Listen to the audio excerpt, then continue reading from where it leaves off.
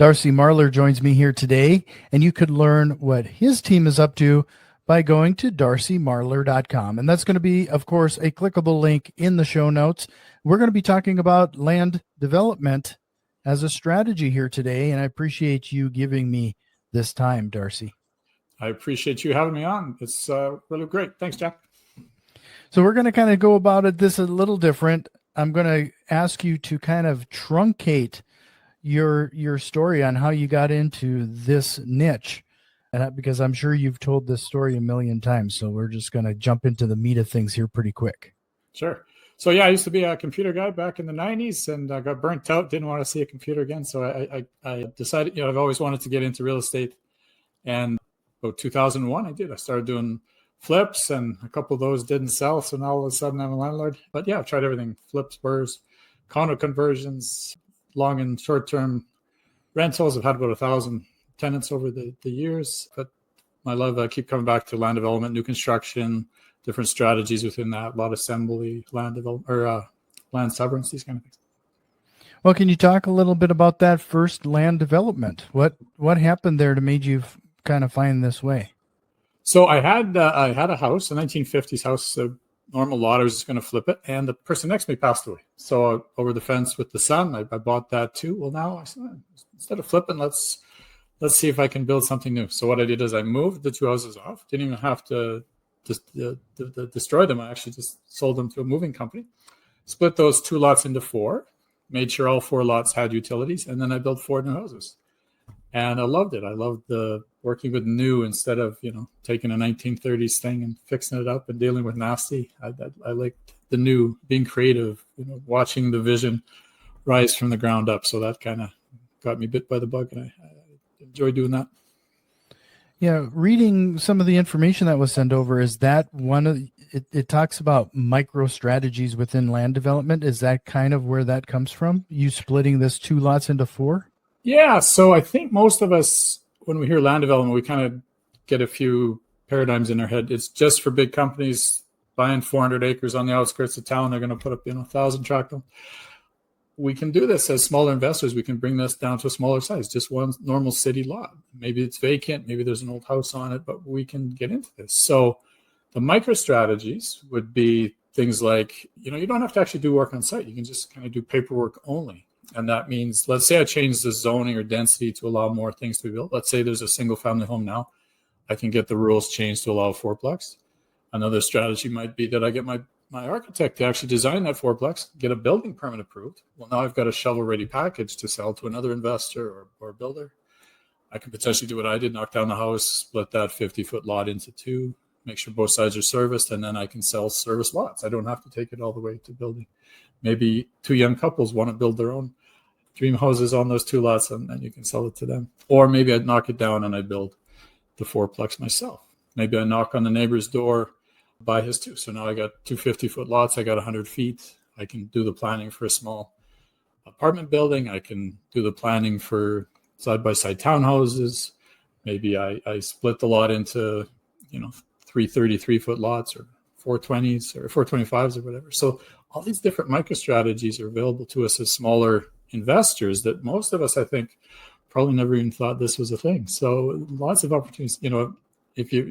Right now, most of us know flips, rentals, Airbnb, wholesaling, that kind of thing. So you got 3 or 4 tools in your toolbox. In this world, you can literally have 15 or 20 different tools in your toolbox, which makes it really valuable, really important as economies change, as things happen. Now you've got a lot more ways to profit from real estate than you did before. Well, unlike house flipping, where we've learned time and time again, where we can just learn how to do that in a 30-minute program on HGTV, right?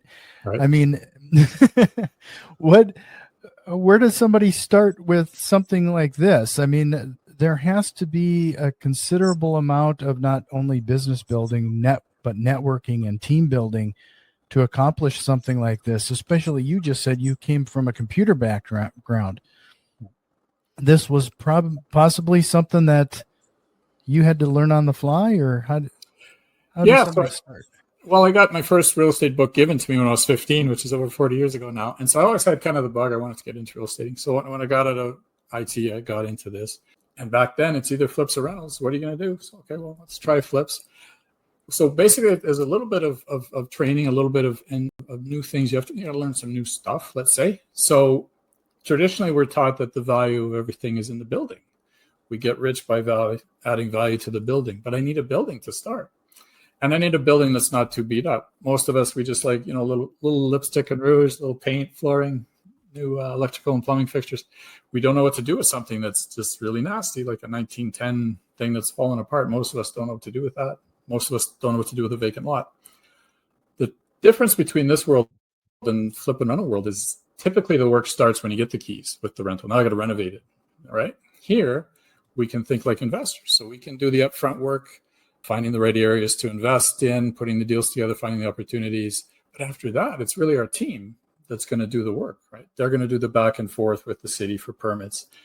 If you're going to do just the paperwork only strategies, you can sell it at that point. If you're actually going to do work on site, you're going to hire a general contractor, builder, these kind of places. So, or these kind of people. So it's not as hard as you think. You don't need construction experience because your team's going to do that. We get to really pull back and just think like investors. So we need to educate ourselves a little bit on thinking different.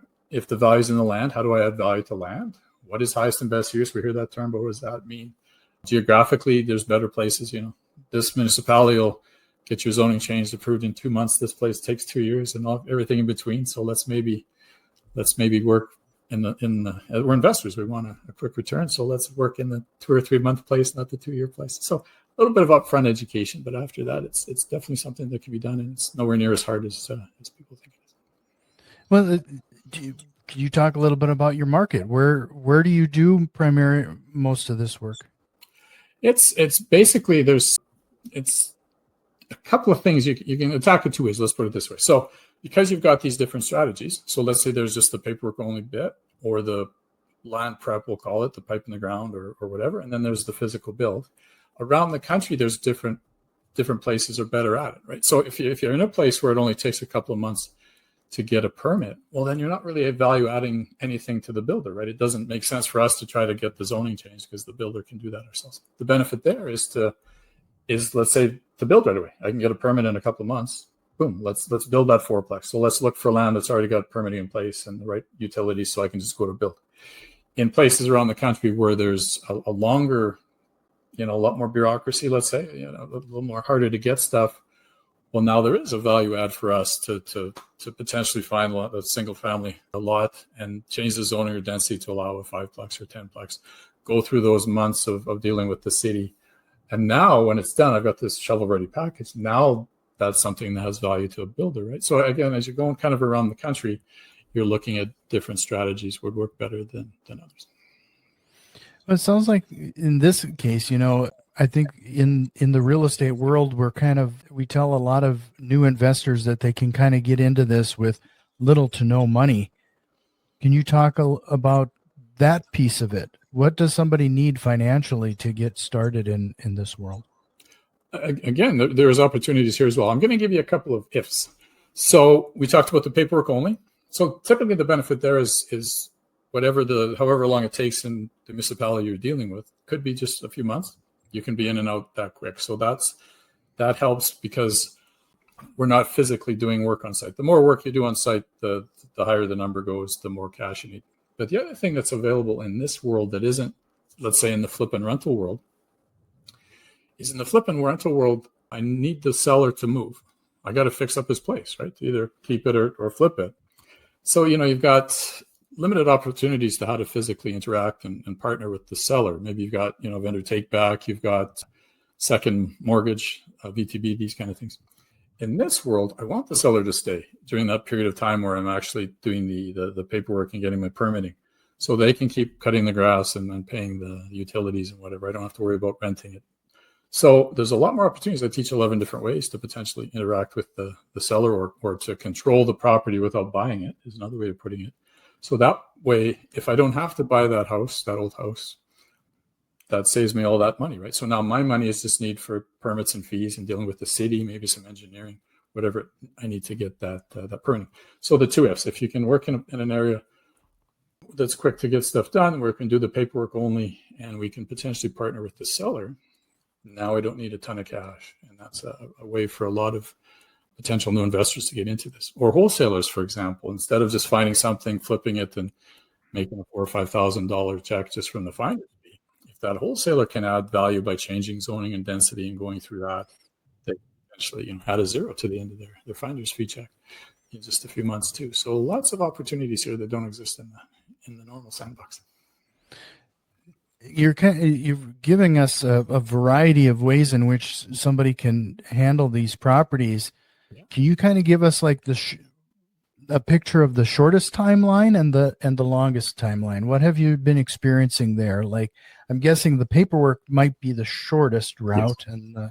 and developing something is going to be the longer. But I think, again, most of us think it's just for big companies on the outskirts of town. I was talking just to a builder in Florida last week, and buy a vacant lot, do the city fees and permits, blueprints, build the house is $300,000 cost. Let's say sells for $400,000. Typically, you can get financing at 75% loan to cost, which means we need $75,000 cash to get into that. Cradle to grave, you're 10 months. The house is finished in 10 months. So sells for $400,000, some kind of split with the builder, whether it's cost plus or whether you're actually partners with the builder.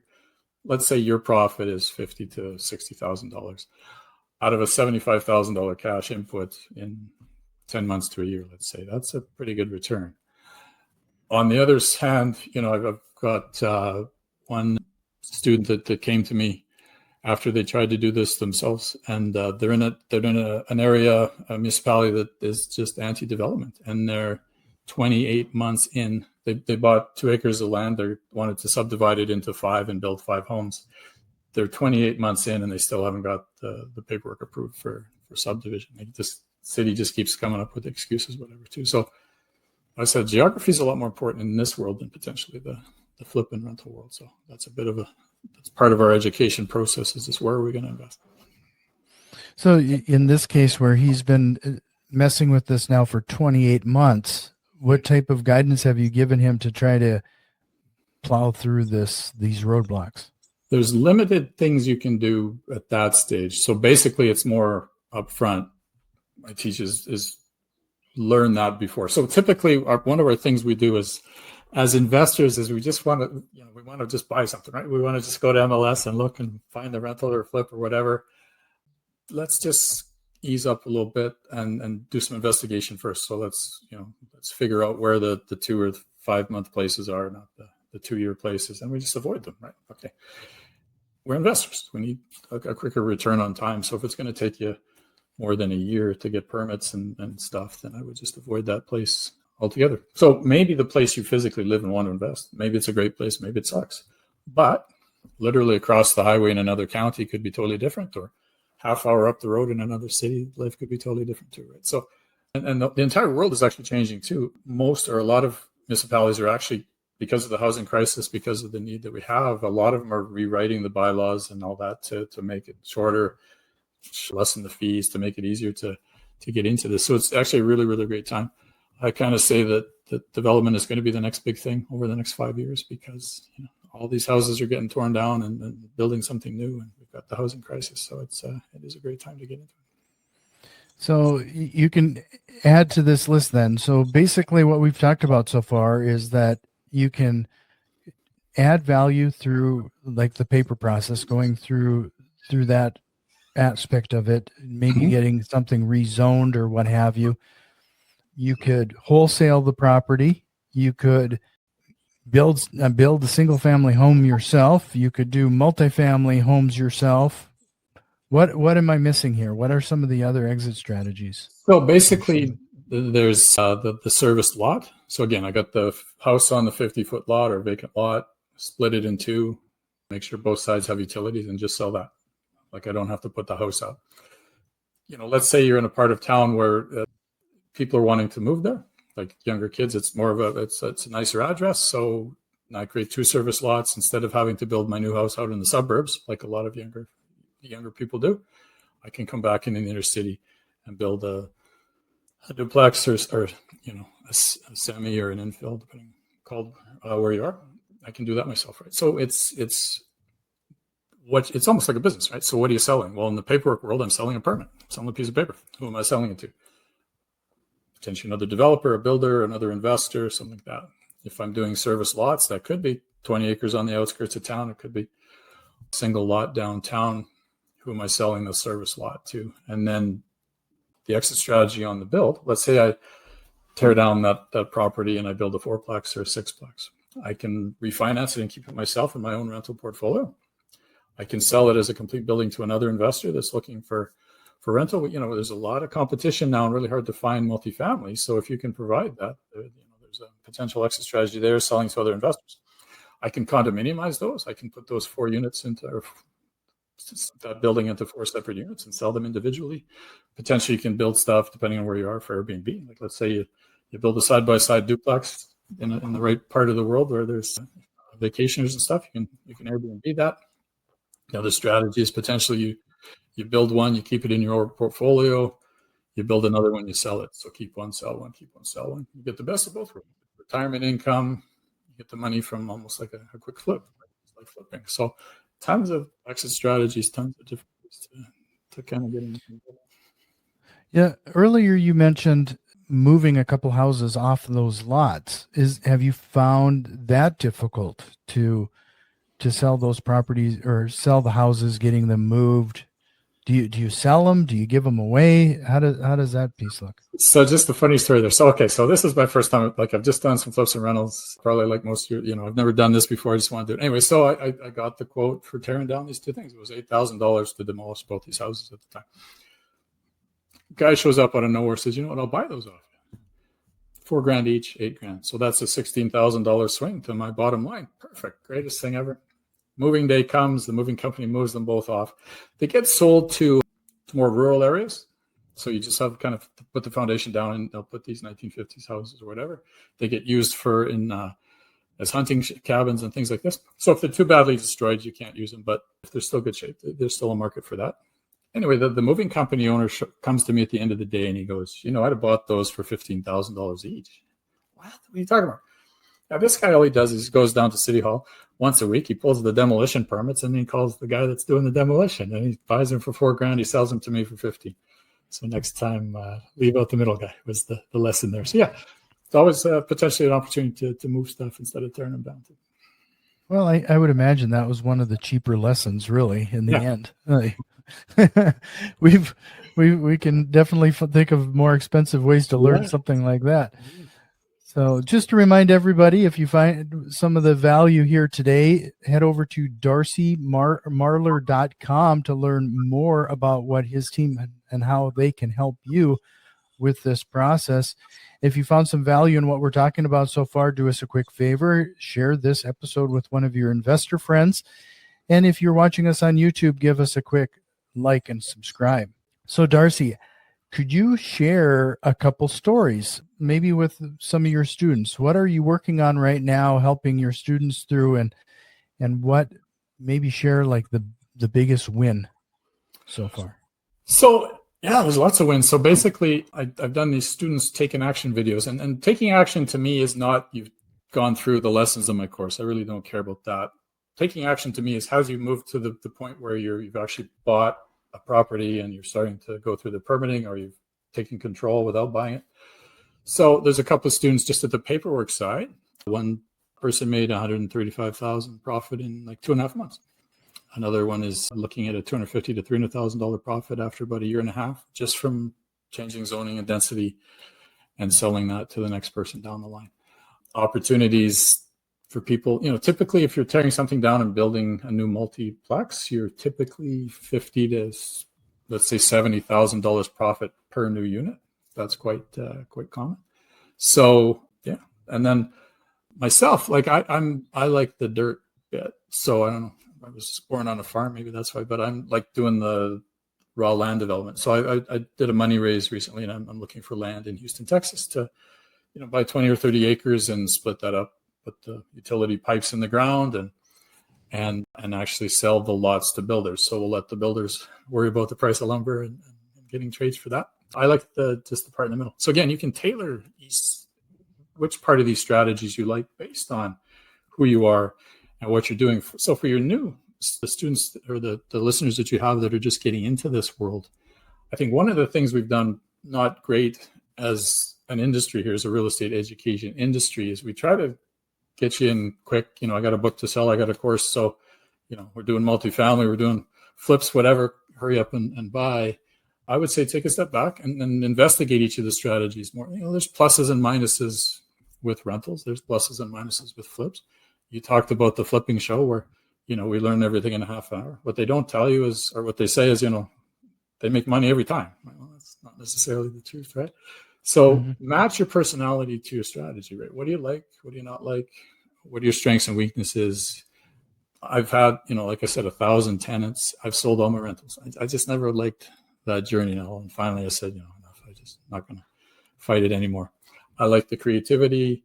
I like building new. I like watching stuff. My dreams literally rise out of the ground in this development. So that matches my personality better. So that's, I guess, some advice I would give to your listeners that are kind of new to this world. Well, I think most people who are getting into real estate investing are looking for that passive income. How are you achieving that then if you're not doing tenants?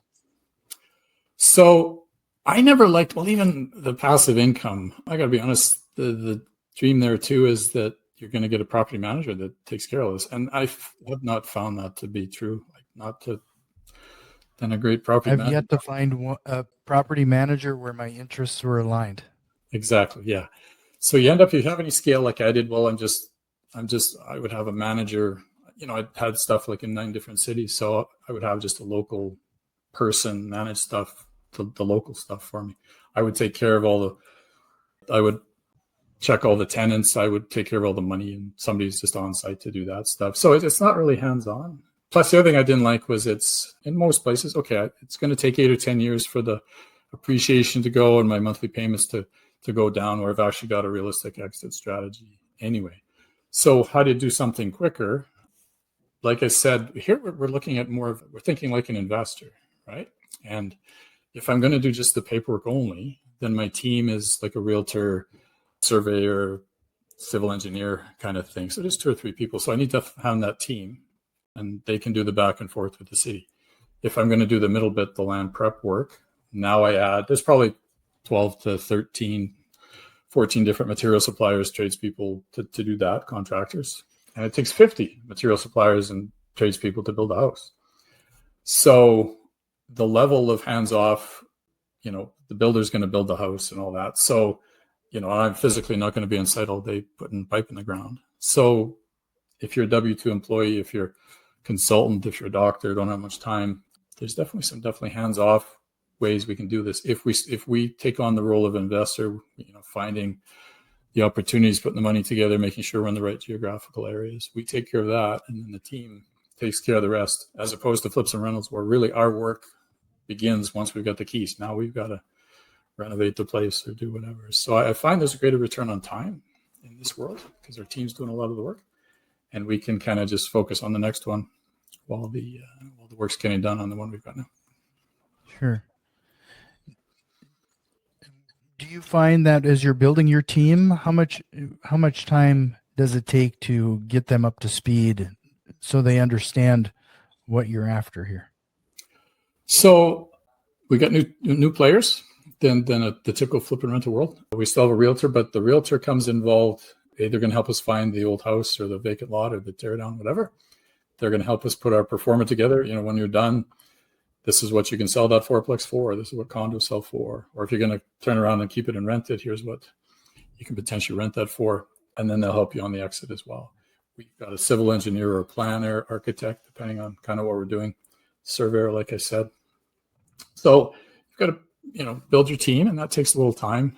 That's probably, I said there's pluses and minuses to every strategy.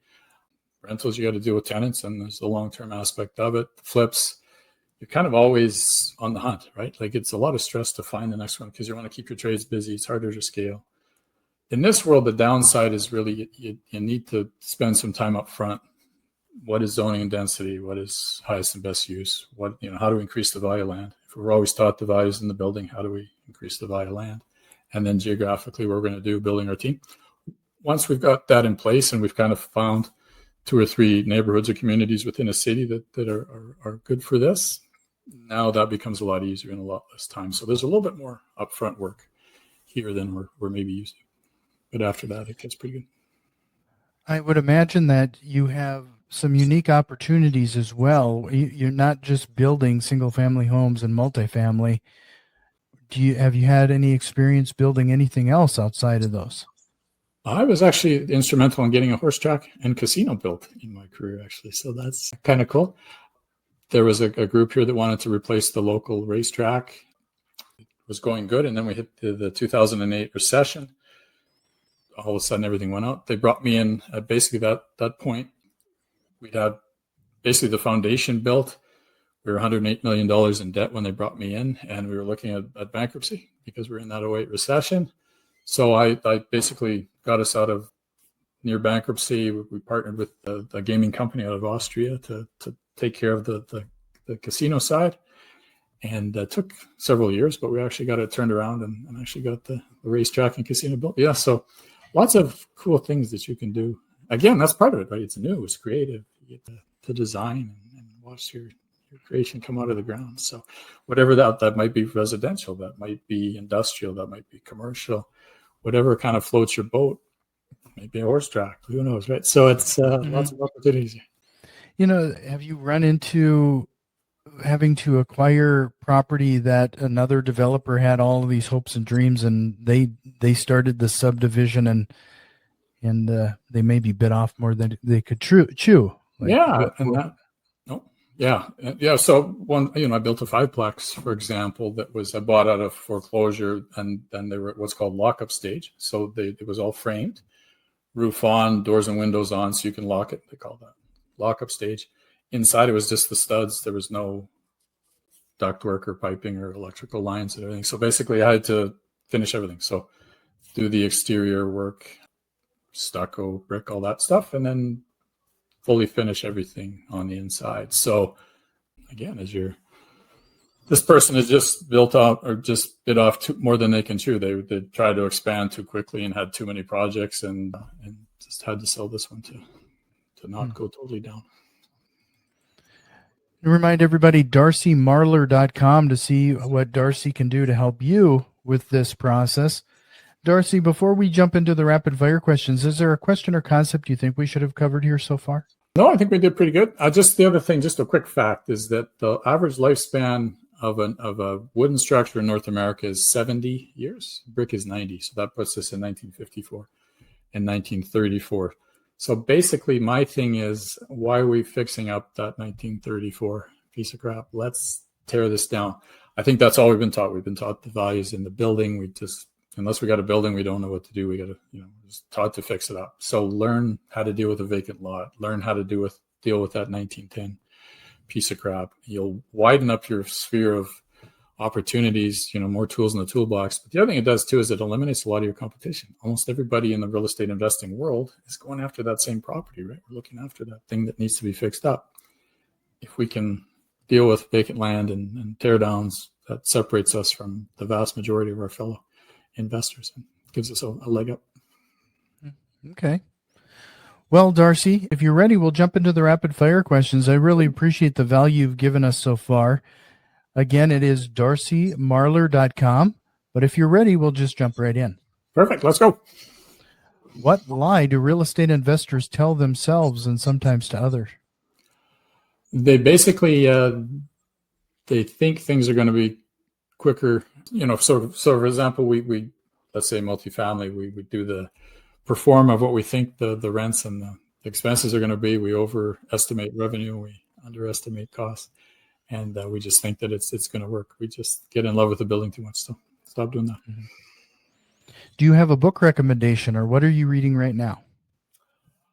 I always cheap out a little bit here. And I said, well, I've written 4 books, so those are pretty good. They're on Amazon. Just look up Darcy Marler on Amazon.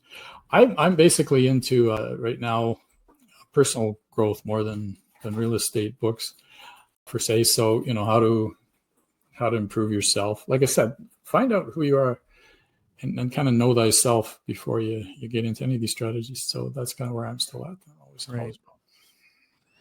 If you could go back in time and give your younger self one piece of advice, what would it be? Kind of 2 things. Focus. Like I said, I get bored easy, right? So just with the time I learned what flips was about, oh, geez, there's another thing I can do over there. Right? So focus, I've done very well, but you'd do better if you focus. And then I was also a lone wolf guy. I had to do everything myself. I'd hire an engineer if I needed one, but I had to do everything else. So we always talk about getting a JV partner. Another better way is can you find an operational partner, someone who's strong where you're weak, and vice versa. So I never liked the execution part. I liked the hunt part. So I would have been better off partnering with someone who could physically do the building part while I worry about the next bit. So where are your strengths and weaknesses, and maybe try to find that yin to your yang. Sure. What single strategy, process, or tool have you implemented that has had the biggest time-saving impact to your business? Delegating, learning how to delegate. And like I said, learning how not to be lone wolf guy. So it's basically know thyself again. And so now that I've done that frees up a whole bunch of time.